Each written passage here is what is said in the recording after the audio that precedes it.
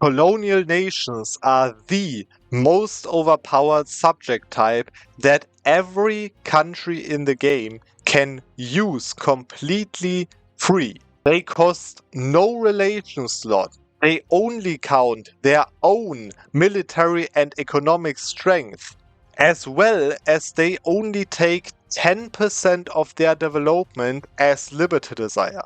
So basically, they are super loyal.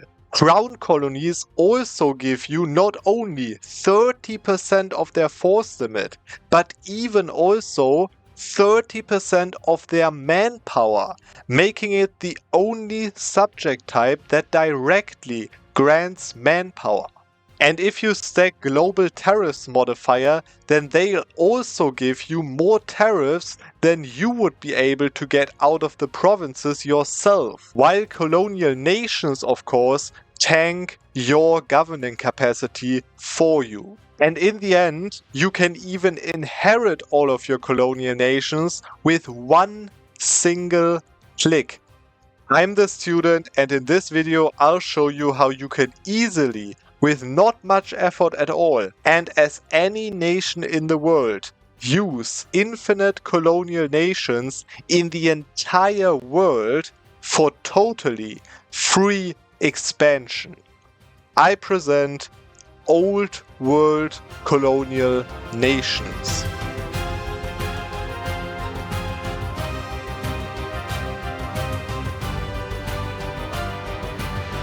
This is now the situation in which the trick starts to happen. Of course, it will take a little bit of time. You're going to see what I mean by that when I get to the trick.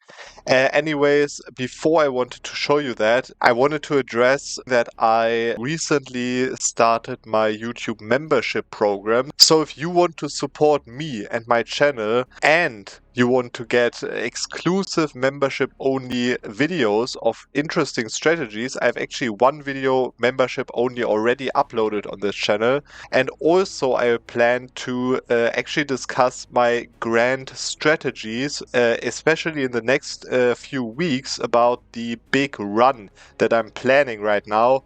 And I'm going to lay down the entire strategy for memberships only. So if you want to see that before the actual video comes out, definitely feel free to support me with YouTube memberships. That really helps me a lot. And now let's get straight into the actual trick of the video. So you see it's 10th of September 1487, and what that means is that it is pretty early, in my opinion, in terms of the result that I'm going to show you. Anyways, if you have a look on my nation England, I just decided to do it as England because, you know, they are one of the prime colonizers. So you can literally do that as any nation. You can also do that as the Mamluks or something, right? And you can see that I have already, a few subjects. They will be important, or at least 2 of them. But also I have already set up 3 colonial nations. So I set up Newfoundland, the 13 colonies, and Mexico. All of these colonial nations have their capital in the New World. And as they are colonial nations, what that means is I can't feed them provinces in wars that are overseas for them. Because if you have a look on this overseas map mode over here that you can see right there, then you can see everything that is green. So in that case, you know, for Mexico, everything on North American continent is green and everything else is red. And that means that everything else is overseas. So I couldn't even feed them if I fought some of these natives over here. I couldn't even feed them, even if they had the colonial range, these provinces that are overseas for them. Okay, and that's also the reason why you typically can't get colonial nations to have provinces in the old world, because there is, you can see that, no sea connection. So you can't even feed them provinces via the subject interaction tab, right? You couldn't even grant a province because there's no adjacent province. Even as you can see in this narrow gap between Brazil and Africa. But there comes the trick that I'm going to show you, and it starts with this vessel that I set up, which is Tetuan. So you see, this nation is Sunni, But you can also see that I fed them a lot of provinces in Iberia, and I think actually Iberia and, you know, these Muslim tags on the Moroccan side are pretty prime examples for this strategy, because they are Sunni and you can feed them Catholic land. You're going to see why that's important in a second. But basically you can see that all of these provinces are Catholic and they will never convert that, because you can see it, they guaranteed dhimmi autonomy, and Muslim nations always tend to do that.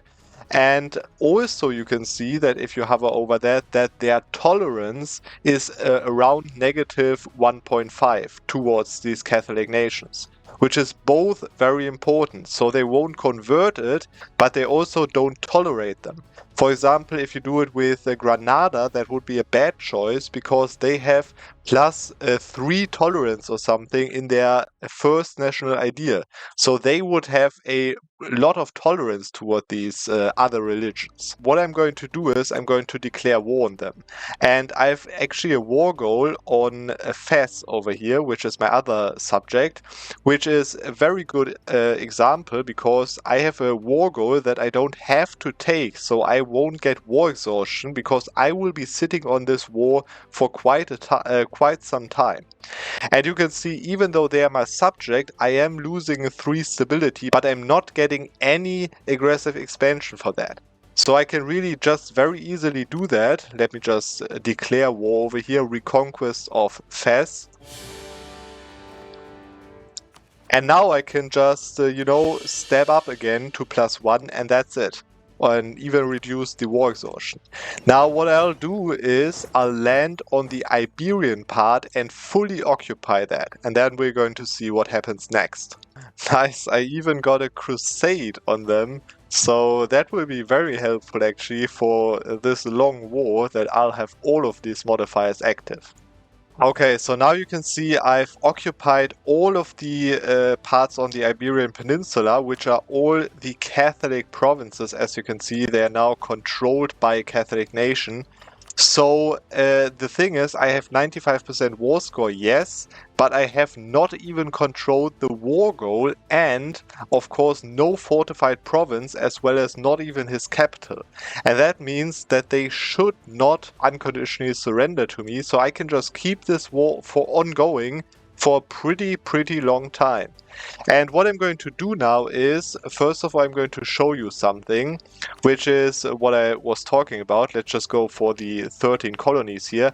I can transfer the occupations for nations that are my subjects and also my allies that are in a war with me, which are in this case my colonies. And I can transfer the occupation to the 13 colonies right now. Now what you can see is that if I go to the peace deal, that colonial nations cannot take overseas provinces. And of course also they don't have colonial range. But that's the problem that I was talking about. You know, even if they had colonial range, I couldn't give that to them. What I'm going to do instead is I'm just going to transfer every single one of these occupations to the 13 colonies. Just like that.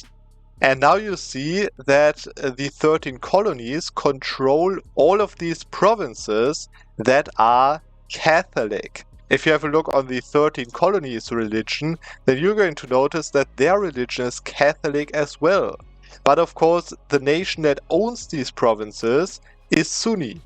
And what that means is that there is a very specific event that can trigger, which is an Art of War event, so from the Art of War DLC, which is called Unbelievers in Province Waiver. And you're going to see it on the screen right now. I'm just going to show it to you what the requirements are. And very interesting for that is that it is a province event and it is not a country event. And that means that every single province that is right now occupied by the 13 colonies can trigger that event. The requirements are very simple. They are just that you as a Catholic nation or, you know, whatever religion, control a province of your religion that the owner has a different religion of. So in this case, the Catholic 13 colonies controls Catholic provinces that are owned by a Sunni nation. Now that of course works with every other religion as well. So you can be Muscovy and be Orthodox, right? And have Orthodox colonies everywhere. Then what you just have to do is to fight, for example, the Ottomans or something that have the Orthodox provinces but are not Orthodox themselves. And then you could trigger that event as well for every Orthodox province that your Orthodox colony would occupy. And of course, same goes for, if you are Zoroastrian or something. It literally doesn't matter. The only important part is that the controller has the same religion and the owner has a different religion. Now, what this event does is it gives it triggers for the owner, so for Tetuan in this case, and they have the choice to either give the province 30% autonomy or let the controller gain a core province on that province. And this is literally a 50-50 choice for the AI. So, you have to just wait for that until it happens. But as it is a province event, you can see it on the screen right now, it has a mean time of happening of 640 months. Takes way longer to trigger if the tolerance is high. So that's why I was talking about Granada being a bad example, because they have high tolerance and therefore the event triggers less often. And therefore, in this case, as Tetuan has negative tolerance, you just saw it, this event will trigger in a mean time of happen of 640 months per province. And you can see right now that if you calculate how many provinces there are, these are 23 provinces that have the ability to trigger this event. And that means that if you don't care where it triggers, which I don't, then the mean time of happening reduces dramatically. And it reduces right now to a mean time of happening of around 27 or 28 months. And 28 months means nothing else than only a little more than 2 years. So on average, this event triggers once every little more than 2 years for any of these provinces. Now, on top of that, of course, comes that the AI Tetuan over here could choose the option to not give the 13 colonies a core, but instead erase the autonomy. So that means that the mean time of happening for the 13 colonies to gain a core by that event on any of these provinces is around 5 years. And that is exactly the time that I'll be waiting for right now. I'll check, every few months if it happened or not. And we're going to see when it actually happened. And then you're going to see how I'll continue with that. And there it is. If you have a look on the diplomatic map mode, that's how I checked every year. Of the 13 colonies, you see that there is a core province of the 13 colonies in Sevilla itself, exactly with that event that I was talking about. And I think it even happened like twice before, with I think this one being higher autonomy than before, as well as this one over here. But I'm not sure about that. Anyways, it took me a little more than, it was, anticipated, but 7 years is still quite alright. And now that the 13 colonies have a core over here, I'm going to talk about how I use that in a second. But first of all, I'm going to do the exact same thing with my other 2 colonial nations. So I'm first of all going to transfer all of these provinces directly back to myself, because if I give some other colony the occupation from the 13 colonies, then they will give it back to me because they don't want to occupy that.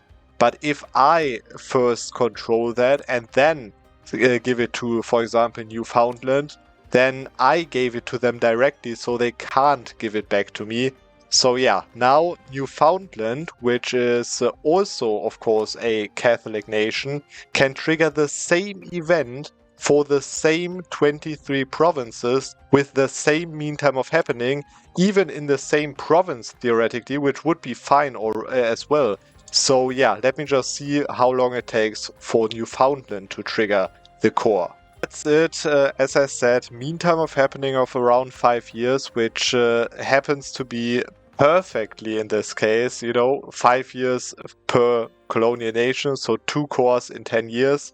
You can see that Newfoundland just gained a core province on the gold mine of La Mancha, so that's that for Newfoundland. They also have a core on the old world right now, but yeah, I'm just going to do it back to me first.